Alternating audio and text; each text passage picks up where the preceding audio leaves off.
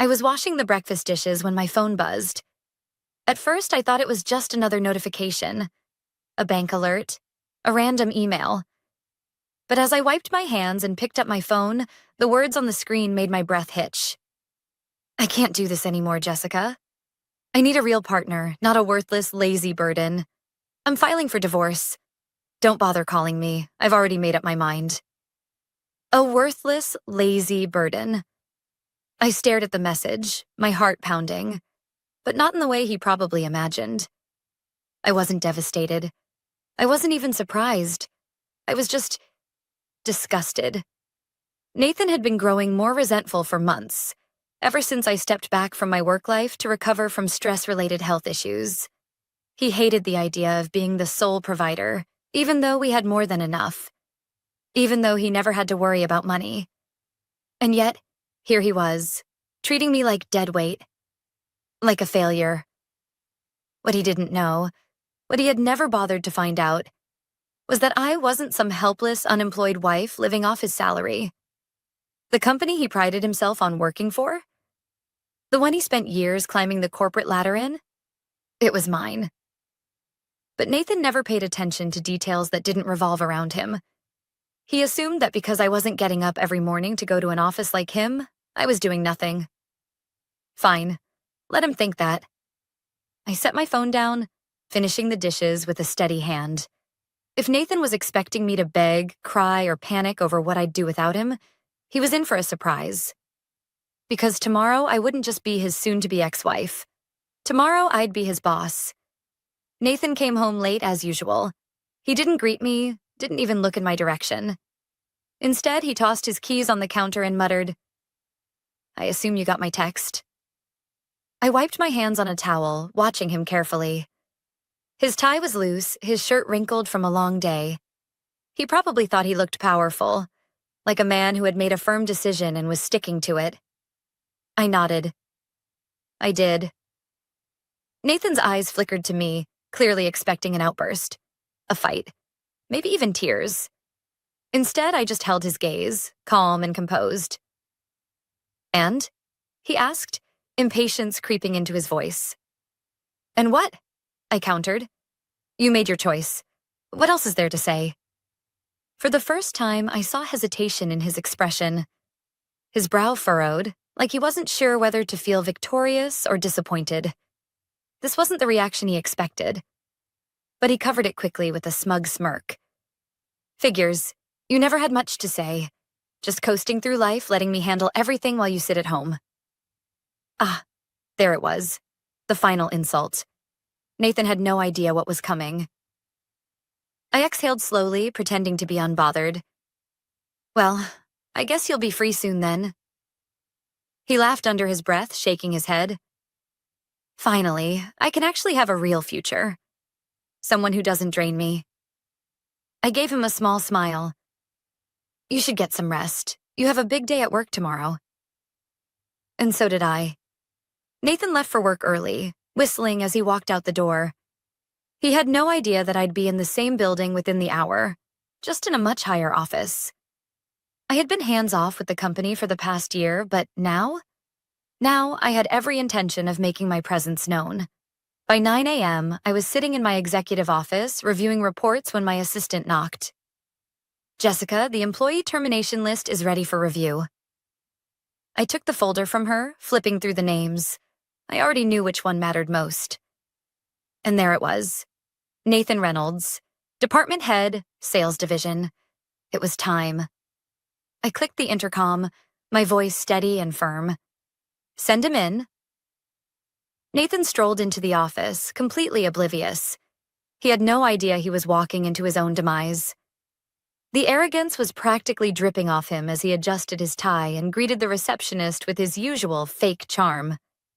He thought this was just another day at work. Another day of barking orders, taking credit for his team's achievements, and boasting about how essential he was to the company. And why wouldn't he? He had spent years climbing the ranks, believing he was untouchable.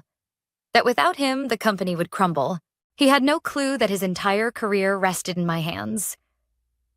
The receptionist gave him a tight smile. "Jessica will see you now." Nathan frowned. Jessica? Yes. She motioned toward my office door. The confusion on his face was delicious. I could see the wheels turning in his head, trying to piece together why his lazy, worthless wife, was sitting behind a desk in a company he thought he owned through sheer force of ego. He stepped inside, his expression shifting from confusion to pure disbelief. I leaned back in my chair, meeting his gaze with unwavering calm. Good morning, Nathan. For a second, he just stood there, silent, like his brain refused to process what was happening. What the hell is this? He finally demanded, closing the door behind him. I gestured toward the chair across from me. Have a seat. His mouth opened, then closed again. He hesitated, just for a moment. But his pride forced him to move forward. He sank into the chair, arms crossed. What is this, Jessica? Why are you here? I folded my hands neatly on my desk. I own this company. His scoff was immediate. No, you don't. I smiled. Yes, I do. His lips curled into a sneer. You expect me to believe that? You don't even have a job, Jessica. You've been sitting at home living off my paycheck for years. I tilted my head slightly. Your paycheck? The one I sign? Nathan flinched. Just barely. For the first time, doubt flickered in his eyes. You're lying, he snapped. I slid a folder across the desk. Inside were the official ownership documents. My name, my title, my control over every department, including his. Nathan's fingers twitched as he opened it. His eyes darted over the paperwork, scanning every line. His breathing changed, becoming shallower. The realization was sinking in. Everything he thought he knew, every assumption he had made about his success, his position, his power, had been built on a lie. A lie he had told himself. He looked up, his face pale. This isn't possible. You're telling me you've owned this company the whole time? Yes. You let me... He stopped, clenching his jaw. Yes, Nathan. I let you believe whatever you wanted to believe. Silence. For the first time, Nathan had no comeback. But then, like clockwork, his ego tried to regain control. He scoffed again, leaning back like he wasn't fazed. So what? You dragged me in here just to flex your power? To show off? Pathetic. I exhaled softly, feigning disappointment. No, Nathan. I called you in here because of this. I pulled another folder from my desk. Inside was his termination letter. His eyes darted over the page. He blinked once, twice, then again. The muscles in his jaw tensed. You're firing me? I kept my voice steady. Yes. The shock hit him like a slap. You can't do that. I can. And I am. His nostrils flared. On what grounds? You have no reason to fire me. I arched an eyebrow. No reason? I flipped through the file, reading out loud. Multiple complaints from employees about workplace toxicity, failure to meet performance targets for the last 3 quarters, reports of inappropriate remarks toward female colleagues. Nathan's face darkened. I continued. Oh, and let's not forget your most recent disrespectful behavior toward the company's owner. That alone is grounds for termination. He was seething. This is personal. You're using our divorce to get back at me. I smiled. Oh no, Nathan. This is professional. I leaned forward, locking eyes with him. But let's not pretend it doesn't feel damn good. His fists clenched. You'll regret this. I shrugged. Doubt it. I stood up, signaling the end of the conversation. Security will escort you out. Nathan's face was red with rage. He started to say something else, some last desperate attempt to salvage his pride. But security was already at the door. He had no choice.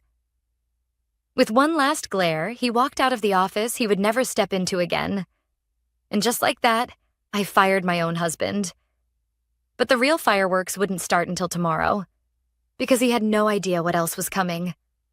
Nathan was gone. Escorted out of the building by security, humiliated, furious, but still clueless about how much worse things were going to get. I expected him to show up at home that night, maybe throw a fit, demand an explanation. But instead, my phone buzzed with a single text from him. "You think this is over? I'll take half of everything in the divorce. You'll regret this." I smirked. Oh, Nathan, if only you knew I didn't respond. Let him stew in his own delusions for a little longer. Tomorrow, reality would hit him like a freight train. I arrived at the office at 8 a.m. sharp. There was already a buzz in the building. Nathan's termination had spread fast. Employees who had suffered under his arrogance, his condescension, his fake leadership, they were relieved. Some even celebrated. And then, at exactly 8:17 a.m., my assistant knocked on the door. "Jessica, we just got a call from the legal department. Nathan is trying to file a wrongful termination lawsuit." I let out a small laugh. Predictable. I leaned back in my chair. And? They're not worried. He doesn't have a case. We have extensive documentation on his performance issues, complaints from staff, and financial mismanagement in his department. He has no legal standing. Of course he didn't. Nathan thought power came from bluffing, from bullying his way through situations. But power? Real power? That came from being prepared. "Let the lawyers handle it," I said calmly. "But send me any new developments." She nodded and left. I was almost looking forward to the moment when Nathan realized that this wasn't a game, that he wasn't dealing with the passive, obedient wife he had convinced himself I was. But the real storm? That hit around noon. At exactly 12:03 p.m., my assistant rushed into my office, eyes wide. "You need to see this," she said, holding up her phone. I took it from her, scanning the company-wide email that had just gone out. It was from HR. Subject, immediate announcement regarding Nathan Reynolds. "Dear team, as of today, Nathan Reynolds is no longer employed at our company. Additionally, an internal review has revealed concerning financial activity under his department, including unauthorized budget allocations and misuse of company funds. A formal investigation is underway. We encourage any employees with additional information to come forward. Sincerely, HR Department." I let out a low whistle. That was fast. My assistant gave me a knowing look. I think HR has been waiting to get rid of him for a while. I had no doubt. Nathan had spent years believing he was untouchable, that his charm and smooth talking could cover up his incompetence. But the truth always has a way of coming out. And now? The walls were closing in. At that moment, my phone buzzed. "Nathan," I let it ring. Then another text came through. "What did you do?" I smiled, but before I could even put my phone down, another message popped up.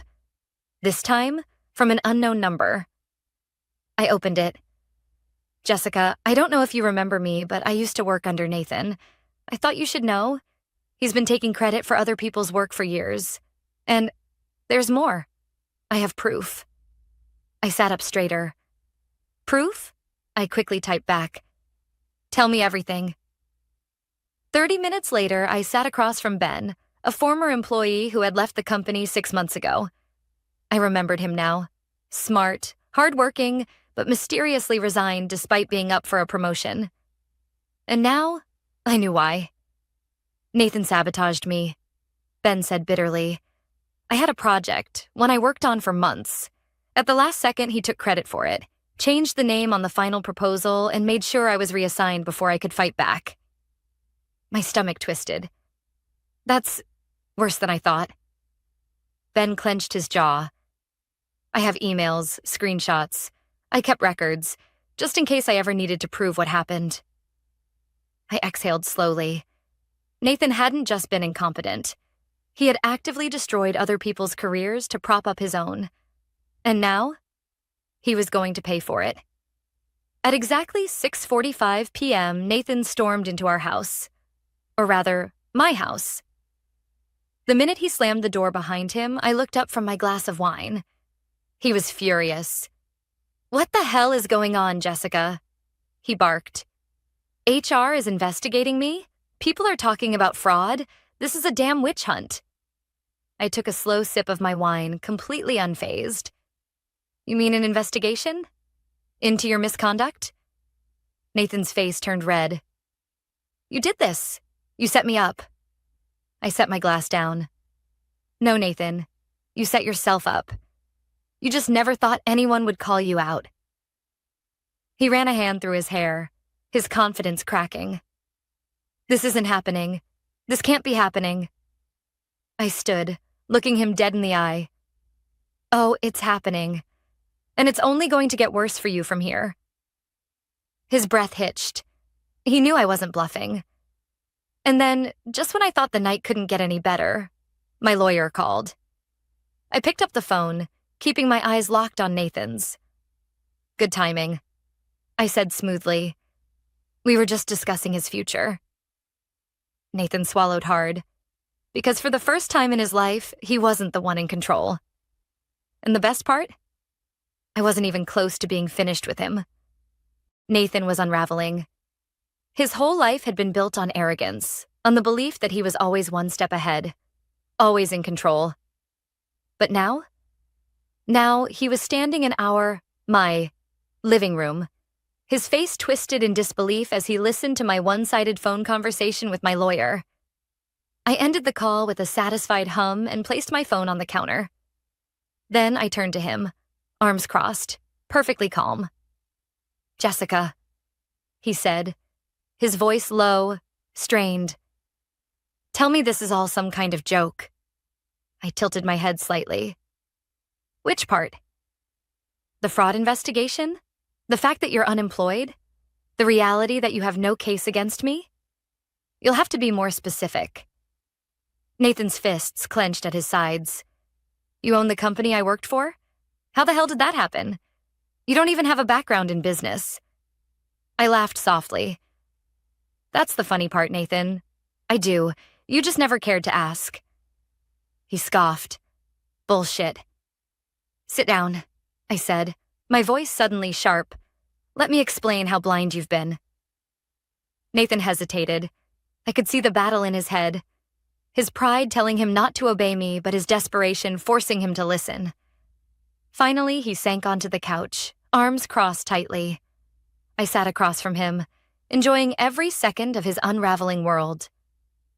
"You remember my father's company, don't you?" I asked, watching his reaction carefully. His brows furrowed. "Your dad owned a software company or something, right? But he sold it." I smiled. "Wrong. He never sold it. He stepped down as CEO when his health declined, but instead of selling it off to some investor, he left it to me." Nathan's mouth opened slightly before snapping shut. I continued. "Of course, back then I wasn't ready to take over. I was still in my 20s, fresh out of college. So I hired a management team to run it while I learned everything I could about the business world. I studied quietly, watched from the sidelines, and when I was ready, I leaned forward slightly. I took over." Nathan shook his head, his expression caught between shock and denial. "Number no way. If you ran the company, I would have known. I worked there for 6 years. There's no way you were the owner." I let out a small laugh. "Nathan, do you even know the name of the parent company that owns the firm you worked for?" His face twitched. He didn't know. I knew it. He never cared about anything beyond his own title, his own position. He'd spent years working for my company without once looking past his own little bubble. "It's called Vanguard Holdings," I said smoothly. "My father restructured the business years ago. The company you worked for? It was a subsidiary under the Vanguard umbrella. And guess who the CEO of Vanguard Holdings is?" Nathan's breathing turned shallow. I leaned back, crossing my legs. "Me." Silence. The look on his face? Priceless. He was trying to process everything at once. The fact that he had spent years working under his own wife. That every time he came home complaining about upper management, he had actually been complaining about me. And the worst part? I never hid it from him. You never, he swallowed. You never told me. I arched an eyebrow. I never hid it, Nathan. You never asked. You assumed I was just some clueless housewife sitting at home waiting for you to bring money in. But the truth? The truth is that you never saw me as an equal. You thought you were the provider, that you were the man of the house. You thought your career was the only one that mattered. His jaw clenched. You let me look like a damn idiot. I laughed, shaking my head. No, Nathan, you did that to yourself. You spent years dismissing my interests, brushing off my work, never once asking what I did all day. I never needed to keep a secret from you. You just never listened. His face had gone pale. Everything he believed about his success, his authority, it was all built on a lie. A lie he told himself. I stood up, towering over him now. And the best part? Even if I had told you, it wouldn't have changed anything. Because you would have done what you always do. Underestimate me. Nathan was silent, his face a war zone of emotions. Anger, disbelief, regret, fear. And I wasn't even done. I reached for another folder sitting on the counter and tossed it onto the coffee table in front of him. And this? This is your severance package. His eyes darted to the folder. It includes your final paycheck. A very small sum compared to what you were expecting. And before you start whining, let me remind you, you were terminated for cause. That means no benefits, no bonuses, no glowing recommendations. Nathan's fingers twitched. He looked like he wanted to rip something apart. But I wasn't finished. And as for our divorce, you can forget about taking half of anything. My lawyer has already started the proceedings. And since our prenup clearly states that separate assets remain separate, you won't be touching a single cent of my company's money. Nathan's mouth opened, ready to argue, ready to fight. But then, I dropped the final bombshell. Oh, and one more thing, I said casually, reaching for my phone. I turned the screen toward him.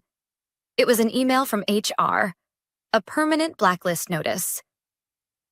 As of this morning, I said, you've been banned from working at any company affiliated with Vanguard Holdings. Nathan's breath hitched. Which means, I added, enjoying every second of this, you won't be getting another job in your industry. Not in this city. Not in this entire state. A silence stretched between us. A delicious silence. Nathan, for the first time in his life, was completely powerless. And I had never felt more powerful. Nathan sat there, stunned, his jaw clenched so tight I thought he might shatter a tooth. He had nothing left. No job, no leverage, no financial claim over me. And thanks to the blacklist, no future in the industry he had once considered his kingdom. For the first time in his life, he wasn't in control. I could see the panic rising behind his eyes. But then, in true Nathan fashion, his arrogance tried to make a final stand. This isn't over, he muttered, shaking his head. You think you've won, but you haven't. I leaned against the counter, swirling the last sip of my wine. Oh? He stood abruptly, his hands clenched into fists. You humiliated me. You destroyed my career. Do you think I'm just going to roll over and accept that? I sighed. Nathan, you're a grown man. You can take responsibility for your own mistakes, or you can keep acting like a victim. Either way, I don't care. His nostrils flared. You'll regret this, Jessica. I raised an eyebrow. I doubt it. His hands twitched, like he wanted to break something. But instead, he stormed out the front door, slamming it behind him. I exhaled, feeling a weight lift off my shoulders. It was over. Or so I thought. I should have known Nathan wouldn't go down quietly, because the next morning, I woke up to chaos. I was sipping my coffee when my phone started buzzing relentlessly. At first, I ignored it. But then my assistant's name flashed on the screen. I picked up immediately. What's wrong? She sounded breathless. You need to check social media, right now. Frowning, I opened my laptop and clicked onto the news. And there it was. Nathan had gone public. A viral post, written by him, spreading like wildfire across multiple platforms. Betrayed by the woman I loved, the truth about my divorce. I devoted my life to a woman who pretended to love me. She let me believe I was building a future for us, all while secretly plotting to destroy me. She humiliated me, fired me, blacklisted me from my industry, and now she wants to leave me with nothing. I gave her everything, and in return, she ruined my life. Is this what marriage has come to? Men, be warned. This is what happens when you trust the wrong woman.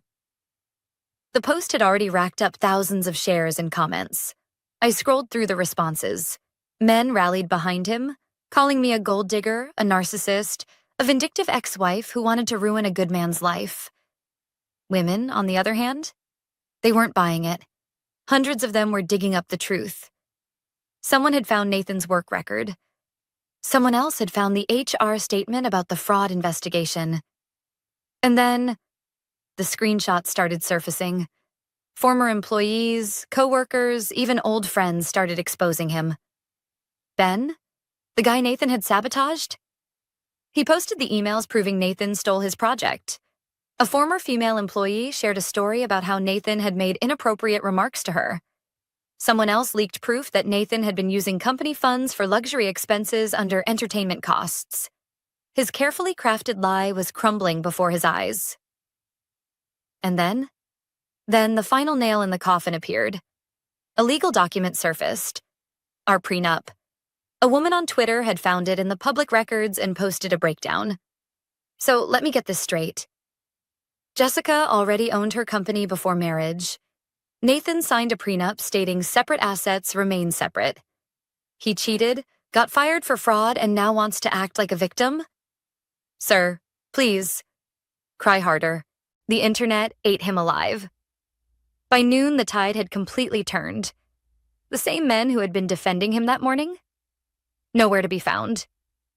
Nathan had tried to destroy me. Instead, he destroyed himself. At exactly 3:42 p.m., my phone rang. Nathan. I let it ring. Then a text popped up.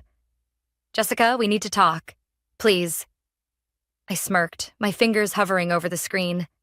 Then, just for fun, I typed back, "Oh, Nathan, you think you've won, but you haven't." And then, I blocked his number. I was just about to close my laptop when my assistant called again. "Jessica," she said, her voice laced with amusement. "You're going to love this." What? Nathan's job prospects? Dead. Every single company he's applied to has turned him down. I smiled. Let me guess. Bad references? Oh, worse, she said. His social media stunt? It backfired. HR reps from multiple firms saw it and decided he's a liability. Nobody wants to touch him now. I leaned back in my chair, satisfied. Nathan had burned every bridge himself. He was now a pariah in his own industry. And me? I was thriving. The last I heard about Nathan was that he had moved back in with his parents. The man who had called me a lazy burden was now unemployed, living off his mother's generosity. The irony wasn't lost on me. And the best part? I didn't even have to do anything. Nathan had spent years underestimating me. He thought he could control me, manipulate me, erase me. But in the end, he only erased himself. Nathan was gone. Not just from my life, but from everything he once valued. His job, his reputation, his future in the industry. And me? I was flourishing. 6 months after Nathan's downfall, my company had expanded. We had just secured a major partnership, and the press loved the story of a female CEO taking control of her destiny. The irony? The success Nathan once mocked as a hobby had become bigger than he could have ever imagined. I sat in my office one morning, sipping coffee, when my assistant knocked and poked her head in. "Jessica," she said, barely containing a smirk. "You're going to want to see this." She handed me a resume. I glanced down at the name. Nathan Reynolds. I blinked, then let out a small laugh. Oh no, tell me he didn't. Oh, he did, she confirmed. He applied for a mid-level sales position at one of our subsidiary companies. He must not have realized it's under our umbrella. I flipped through the document, stripped down credentials. No mention of why he left his last job. A desperate attempt to start over. I leaned back, tapping my nails against my desk. And the hiring manager sent this to me because... My assistant smirked. Because she thought you'd find it entertaining. I exhaled, shaking my head. Nathan, applying to work under me again. Life had a funny way of coming full circle. Do you want to reject him? My assistant asked. I stared at the resume for a long moment, then smiled. No, I said, setting it down. I want them to call him in for an interview. A week later, Nathan sat in a stiff chair in a boardroom, wearing a cheap suit, his shoulders slumped. He looked nothing like the man he had once been. No arrogance, no confidence, just defeat. He had no idea I was coming. He thought he was meeting a hiring manager. Instead, when the door opened, I walked in.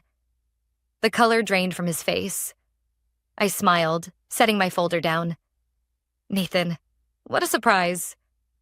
His lips parted slightly, as if searching for an excuse to leave. But he couldn't. He needed this job. I took a seat across from him, flipping open his resume. I mused, pretending to read. I see you left your last job off here. Any particular reason? His jaw tensed. Jessica. Oh, please, let's keep this professional. I interrupted smoothly. I mean, you applied here, didn't you? Clearly, you must think I'm a fair boss. Nathan swallowed hard. He had walked into his own trap. I closed the folder, clasping my hands together. Tell me, Nathan, why should we hire you? He exhaled sharply, his fingers twitching in his lap. He cleared his throat. I know the industry. I'm good at what I do. I need a second chance. A second chance, I echoed, tapping my chin. Interesting. And tell me, how many second chances did you give the employees you sabotaged? The people whose careers you stepped on? Nathan flinched. I leaned forward. How many second chances did you give me when you called me a lazy burden and walked out? Silence. He had nothing to say. I sighed, standing up. You know, Nathan, I actually considered hiring you, just to watch you struggle under a boss you never respected. His eyes lit up for half a second. Hopeful. But then, I continued, I realized something. You haven't earned it. His face fell. I picked up his resume, ripped it cleanly in half, and let the pieces flutter onto the desk. I wouldn't hire you for a janitorial position. Nathan's fists clenched, but he didn't argue. He couldn't. I walked to the door, pausing just before I left. Oh, and Nathan? I turned slightly, meeting his eyes one last time. Next time you call a woman a worthless burden, make sure she isn't the one signing your paychecks. Then I walked out, leaving him sitting there. No job, no future, no power, just a broken man, reaping what he had sown. Nathan never recovered. He bounced between dead-end jobs, unable to climb back up the ladder he had once ruled. Eventually, he moved out of state, trying to escape the reputation he had built for himself. Meanwhile, my company soared. We expanded internationally, making headlines as a powerhouse led by a woman who refused to be underestimated. And one day, during a major business gala, a journalist asked me, Jessica, what's the secret to your success? I smiled, taking a sip of champagne. Never let anyone tell you your worth, especially not a man who is threatened by it. The best revenge was never ruining Nathan's life. It was simply building my own, without him. Better, stronger, and completely, unapologetically mine.